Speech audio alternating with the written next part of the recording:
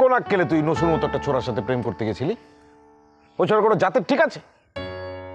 পরের হুন্ডা চালিয়ে চলে, নিজের কিচ্ছু নেই। ওর ঘরে গেলে তো তুই তো না খেয়ে মরবি।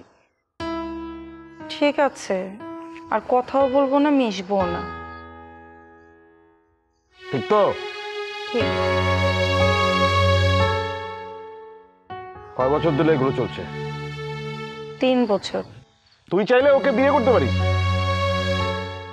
কিন্তু মনে রাখিস এরপরে কিন্তু আমার সাথে কোনো রকম কোনো সম্পর্ক রাখতে পারবি না। বলেছি তো, মিশবো না, কথাও বলবো না। আমি তোকে মেরে তোর হাড় গোড় গুঁড়ো করে দিতে পারতাম, কিন্তু মারিনি।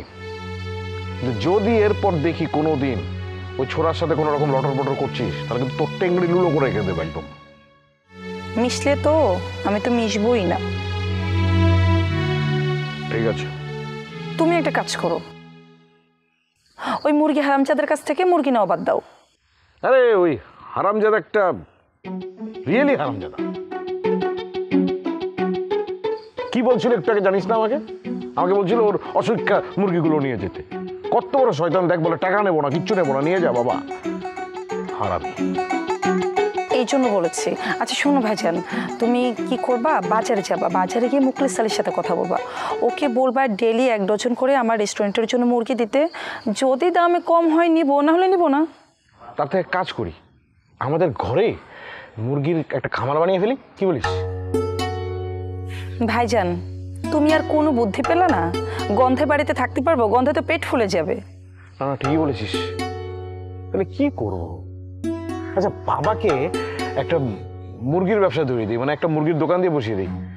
ডিমের ব্যবসা তো করতে পারবো না, ঠান্ডা ভাই তো করতে দেবে না। মুরগির ব্যবসা মনে হয় ভালো হবে। হ্যাঁ,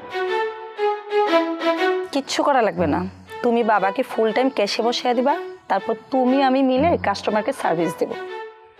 বেড়ে বলেছিস তো। হ্যাঁ, তো ভালো বুদ্ধি বের করেছিস। আমার মাথায় বুদ্ধি আছে। এই বুদ্ধি দিয়ে নসুর কাছে গেছিলি কেন? না ভাইজান। আচ্ছা ঠিক আছে ঠিক আছে, বাদ দে। ওই নসুর নাম নিশানা আমার সামনে কখনো উচ্চারণ করবি না, আমি ওর নাম শুনতে চাই না। আচ্ছা ভাইজান, আমার অনেক ক্ষুধা লেগেছে, চলো আমরা খেয়ে নিই। তুমি একটা কাজ করো, ফ্রেশ হয়ে আসো, হাত মুখ ধো, আমি ঠিক করতেছি খাওয়া। আসো তাড়াতাড়ি আসো, আমার অনেক ক্ষুধা লেগেছে। হ্যাঁ হ্যাঁ হ্যাঁ হ্যাঁ, খিদে তো আমারও লেগেছে অনেক। কাপড় চোপড়, ও একটু গরম পানি চড়া তো।